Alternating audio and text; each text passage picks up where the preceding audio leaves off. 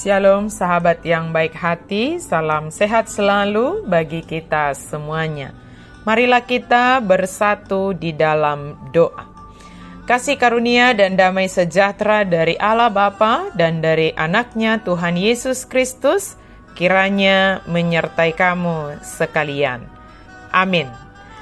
Firman Tuhan bagi kita pada hari ini tertulis di dalam kitab Ibrani pasal 13 ayat 15.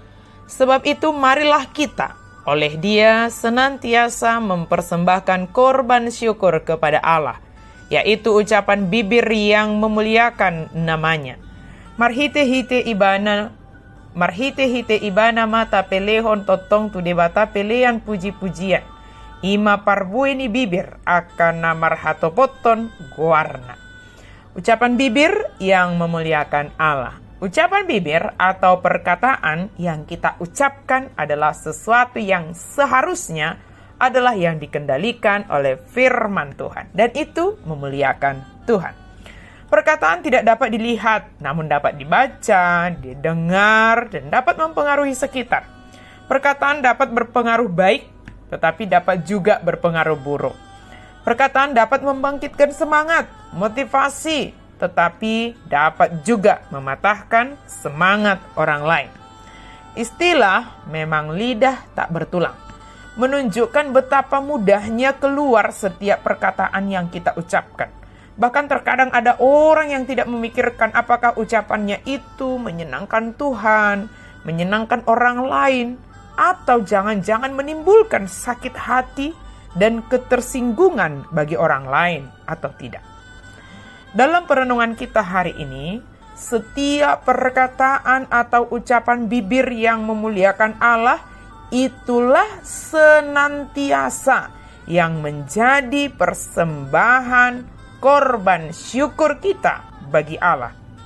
Karena dalam setiap waktu kita dapat berkata-kata, dimanapun kita berada, dapat mengucapkan kata-kata baik secara lisan maupun tulisan, sebagaimana karena perkembangan teknologi komunikasi saat ini, kita bebas menuliskan apa yang ada dalam pikiran kita. Kita dapat mengucapkannya bahkan. Maka dikatakan korban syukur kita bagi Allah adalah setiap ucapan yang memuliakan Allah. Ucapan yang memuliakan Allah tentunya keluar dari hati yang telah dikendalikan oleh firman Tuhan. Pikiran yang dikuasai oleh firman Tuhan. Sehingga ucapan kita seturut dengan kehendak Tuhan. Menjauhkan kita dari mencemarkan diri sendiri karena perkataan yang tidak baik. Ucapan bibir yang memuliakan Tuhan tentu akan berguna menjadi berkat bagi orang lain. Tidak melulu perkataan yang lembut-lembut tapi isinya tidak baik. Tetapi perkataan yang mengajarkan dan menularkan kebaikan dan kebenaran menurut firman Tuhan. Hari ini secara khusus dikatakan sebagai Hari Ibu. Bagaimana kita kaum ibu atau perempuan yang dikatakan sebagai orang yang paling banyak berbicara? Kata-kata yang kita ucapkan hendaknya dapat kita pikirkan dahulu kemudian kita perkatakan. Jangan sebaliknya, diperkatakan kemudian dipikirkan yang akhirnya berdampak kurang baik bagi diri sendiri maupun orang lain. Mungkin kita dapat mengevaluasi diri sendiri tentang ucapan bibir kita masing-masing. Apakah setiap perkataan kita adalah ucapan yang memuliakan Allah? Sudah sanggupkah kita mengatakan bahwa setiap ucapan bibir kita adalah sebagai korban syukur kita kepada Tuhan? Jika menurut kita sudah, puji Tuhan.